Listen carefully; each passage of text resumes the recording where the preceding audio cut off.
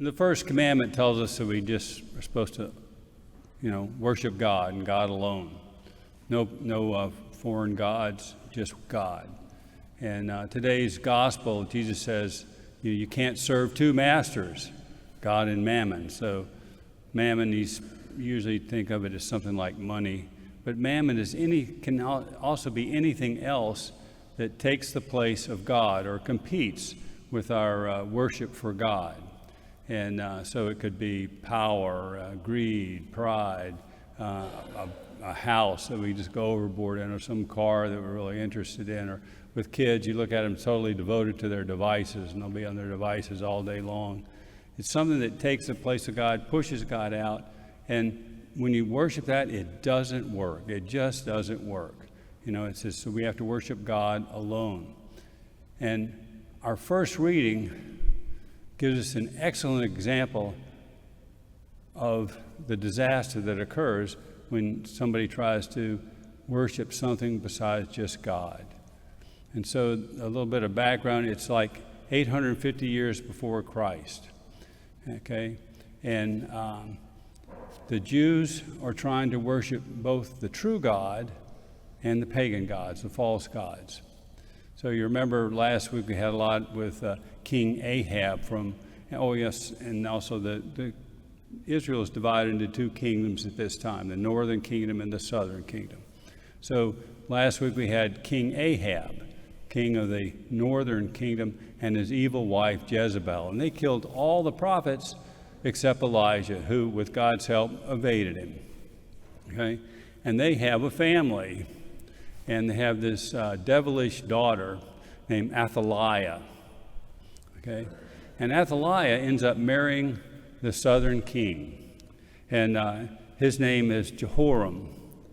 And she, like her mother, introduces pagan worship into the southern kingdom like her mother did in the northern kingdom. Okay? And so they worship the false gods, and they put up all these poles and temples to the false gods. And Jehoram, her husband, is no angel. He killed his 6 brothers so he could be the heir apparent, so he could be the king. And so God is displeased with Jehoram, and Jehoram dies at a relatively young age, but not before he and the devilish Athaliah have several children.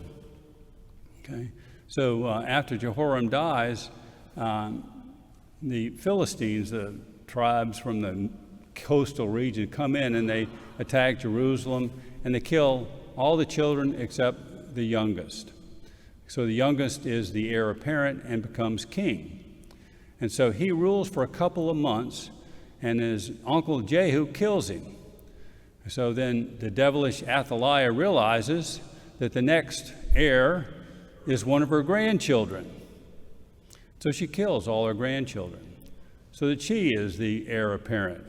And so she's made queen. And so she begins to rule the southern kingdom of Judah and continues the pagan worship. What she didn't know was that the high priest had absconded with her youngest grandchild. He was like 2 years old, Joash. And he raises him in the temple.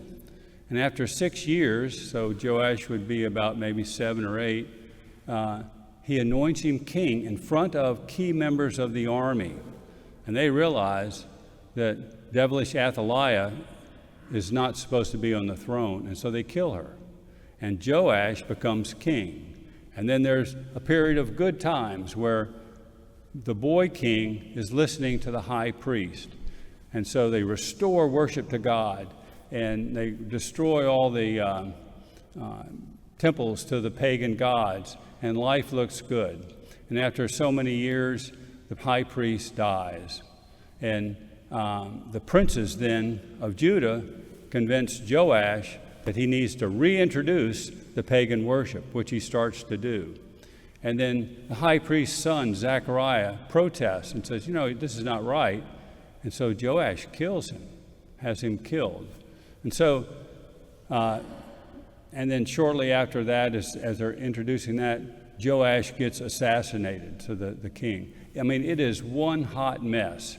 And it's hard. It was hard for me to memorize all this stuff to tell you this morning, but it is even more intriguing than what I've told you.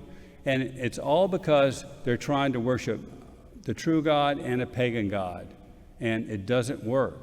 And so believe Jesus when he says you can't serve two masters. It's just a total mess. We were made to love.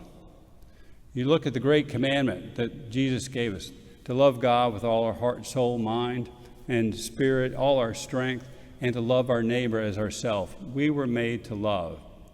And when something comes in and competes with that love for God, there's disaster, like we heard in our first reading. And so the message is worship God alone and just serve God. Everything else that we have should be used to achieve that end, to love and serve God and to love our neighbor.